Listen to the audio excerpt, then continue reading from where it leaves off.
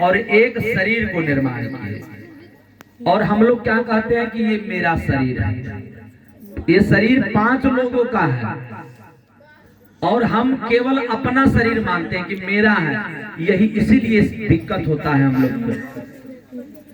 अगर धन, कोई भी धन हो और 5 लोगों ने अपना अपना योगदान दे करके अगर बनाया है किसी विषय वस्तु को, तो उसमें हक है 5 लोगों का। अगर कोई व्यक्ति कहे कि ये केवल मेरा है, तो वहां पर अनर्थ हो जाएगा।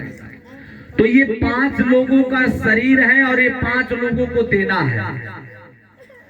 तो किस प्रकार हम उस 5 लोगों को देते हैं, जो हमें जो दिया है उसको, वो वस्तु हम लौटाने की प्रक्रिया को ही हम जलाना कहते हैं। ठीक है, तो पहले ये जाने कि उन 5 लोगों को हम ये पंच भौतिक शरीर कैसे लौटाते हैं। सबसे पहले क्षिति। क्षिति मतलब होता है आकाश। ठीक है, आकाश को कैसे हम देते हैं ये शरीर। तो जब जलाते हैं उस शरीर को, तो उस शरीर के जलाने के बाद जितने भी धुआं होता है या जितने भी तत्व होता है, वो कहाँ जाता है? कहाँ जाता है? आकाश में जाता है। आकाश ने जो अपना योगदान दिया था उसको हमने दे दिया। ठीक है, अब जल, क्षिति जल, अब जल द्वारा ये शरीर निर्माण हुआ है, जल को भी हमें देना है। तो जल को कैसे देते हैं?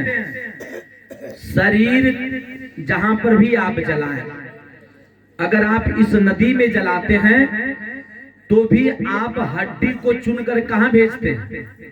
कोई ना कोई तीर्थ स्थान पर, या गंगा जी ले जाओ काशी में, या तो फिर देवघर ले जाओ, या तो फिर प्रयागराज ले जाओ। कोई भी तीर्थ स्थान में ही उस हड्डी अस्थि विसर्जन के लिए हम अपने लोगों को भेजते हैं। क्यों भेजते हैं?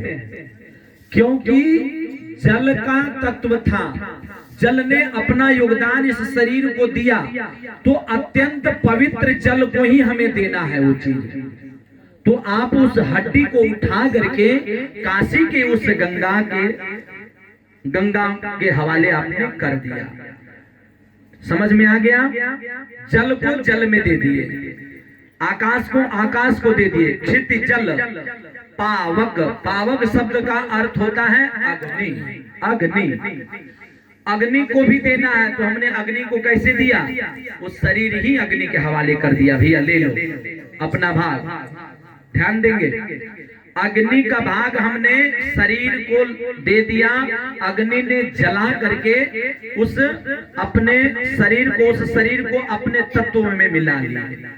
अग्नि ही जलाकर भस्म करता है ना। ठीक है, तो आकाश को आकाश का दे दिए, जल को जल को दे दिए, अग्नि को अग्नि को दे दिए। क्षिति जल पावक गगन। गगन मीन्स इस आकाश मंडल पूरा, जितने भी विषय वस्तु जलता है वो सारा आकाश में ही व्याप्त होता है, इससे बाहर नहीं जाता, इस ब्रह्मांड में ही रहता है। इसलिए उस गगन को भी हमने दे दिया। क्षिति जो हम पहले सुनाए थे वो गगन नहीं होता है। क्षिति मीन्स पृथ्वी, गगन मतलब आकाश, क्षिति मीन्स पृथ्वी।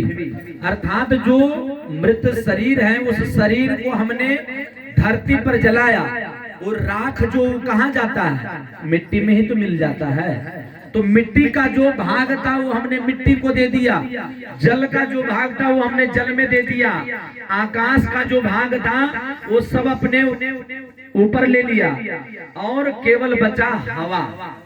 तो आकाश में इस शरीर रूपी जो धुआं होता है उसको व्याप्त कौन करता है? हवा करता है। तो हवा का जो तत्व था वो हम हवा को दे दिए, जल का जो तत्व था वो हमने जल को दे दिया, मिट्टी का जो तत्व था वो हमने मिट्टी को दे दिया, और अग्नि का जो तत्व था वो हमने अग्नि में दे दिया। अब आपके प्रश्न का यहाँ पर समाधान ये हुआ कि आप या तो घर में जलाइए, मतलब गांव में जलाइए, या किसी तीर्थ स्थान में जलाइए। आपने निमित्त दोनों को एक ही बनाया।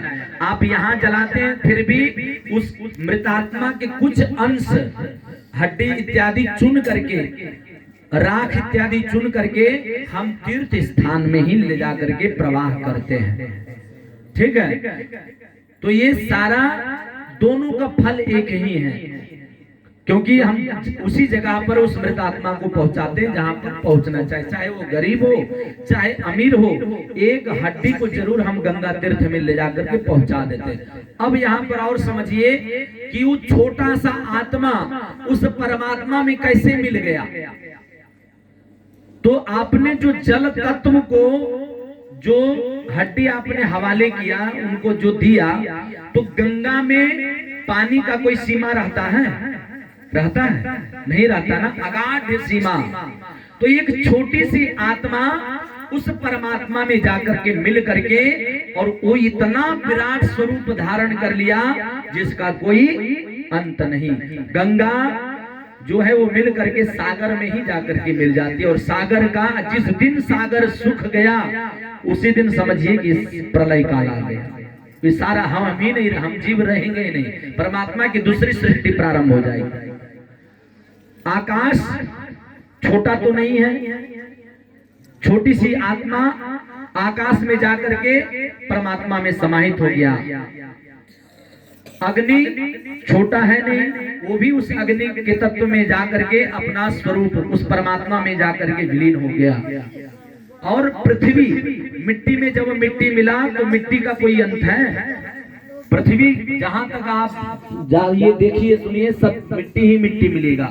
तो एक छोटी सी आत्मा उस परमात्मा में जाकर के इस प्रकार मिश्रित होती